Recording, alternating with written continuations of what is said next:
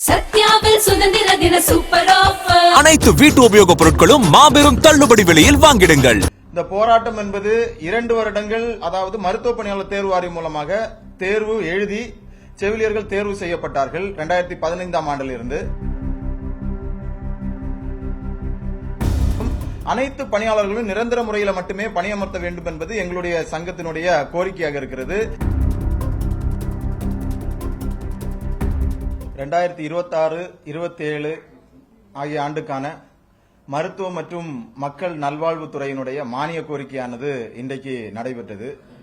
அதிலே மாண்புமிகு அமைச்சர் அவர்கள், மருத்துவத்துறையினுடைய அமைச்சர் அவர்கள் 2500 செவிலியர் பணியிடங்களை உருவாக்கி, அதாவது நிரந்தர செவிலியர்கள் பணியிடங்களை உருவாக்கி தொகுப்பூதியத்தில் இருக்கக்கூடிய செவிலியர்களை பணி நிரந்தரம் செய்வோம் என்று இன்றைக்கு அறிவிப்பு கொடுத்திருக்கிறார்.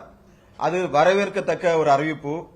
தொடர்ச்சியாக கடந்த காலங்கள் 2017ஆம் ஆண்டு முதல் இன்றைய வரைக்கும் மருத்துவ பணியாளர் தேர்வு வாரியம் மூலமாக தேர்வு செய்யப்பட்ட செவிலியர்கள் தொடர்ச்சியாக நாங்கள் போராடி வருகிறோம். அந்த போராட்டத்திற்கு தற்போது ஒரு நிவாரணம் என்பது கிடைத்திருக்கிறது. இந்த போராட்டம் என்பது 2 வருடங்கள், அதாவது மருத்துவ பணியாளர் தேர்வு வாரியம் மூலமாக தேர்வு எழுதி செவிலியர்கள் தேர்வு செய்யப்பட்டார்கள் 2015ஆம் ஆண்டிலிருந்து.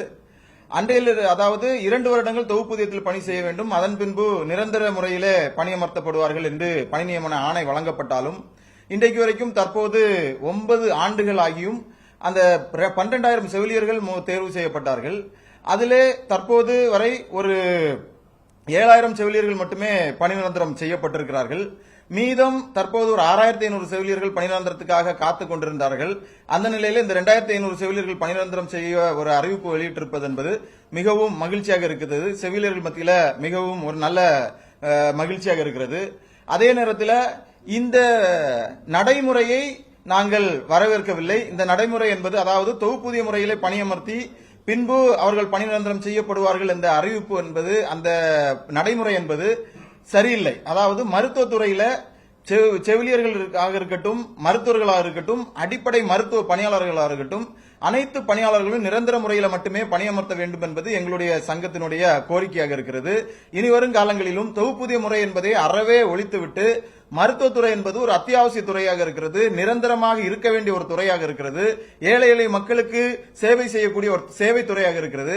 அந்த துறையில தொகுப்பூதிய முறை என்பதே இருக்கக்கூடாது. நிரந்தர தன்மையுடைய ஊழியர்களாக மட்டுமே நியமித்தால் இன்றைக்கு மருத்துவத்துறை என்பது நிரந்தர முறையிலே தொடரும் என்பது எங்களுடைய சங்கத்தினுடைய அபிப்பிராயமாக இருக்கிறது.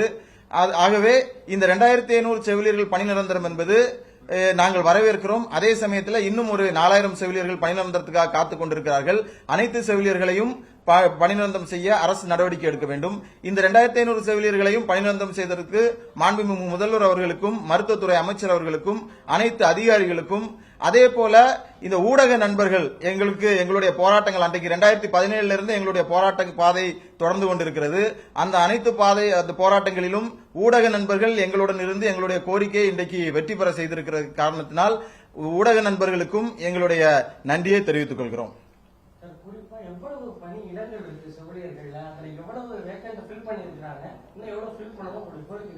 அதாவது மருத்துவத்துறையில ஒரு 16,000 நிரந்தர செவிலியர்கள் பணியிடமும் ஒரு 10,000 தற்காலிக, அதாவது ஒப்பந்த முறை பணியிடங்களும் என்று 2 பணியிடங்களாக இருக்கிறது. அந்த ஒப்பந்த முறையில் இருக்கக்கூடிய செவிலியர்கள் தொடர்ச்சியாக படிப்படியாக இந்த நிரந்தர பணியிடங்கள், அதாவது காலியாகிற போது பணி நிரந்தரம் செய்யப்படுகிறார்கள். அதே போல தற்போது இந்த நடைமுறை என்பது மாற்றப்பட்டு 11 மாத ஒப்பந்த முறையிலும் செவிலியர்கள் பணி செய்து கொண்டிருக்கிறார்கள். அதாவது மொத்தத்தில் 16,000 நிரந்தர செவிலியர்களும் 10,000 ஒப்பந்த செவிலியர்களும் இருக்கிறார்கள். மருத்துவ பணியாளர் தேர்வு வாரியம் மூலமாக மட்டுமே ஒரு 6,500 செவிலியர்கள் பணி நிரந்தரத்துக்காக காத்துக் கொண்டிருக்கிறார்கள். இன்றைய அறிவிப்பு என்பது கூடுதலாக 2,500 நிரந்தர செவிலியர் பணியிடங்கள் உருவாக்கி அவர்களை பணி நிரந்தரம் செய்யப்படும் என்று அறிவிக்கப்பட்டிருக்கிறது.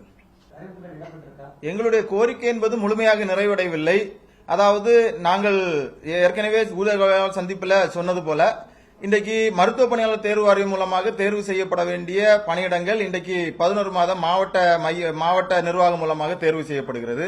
அது அனைத்தும் ஏற்கனவே நான் சொன்னது போல அனைத்தும் நிரந்தர பணியிடங்களாக மட்டுமே தேர்வு செய்யப்பட வேண்டும் என்பது எங்களுடைய கோரிக்கை.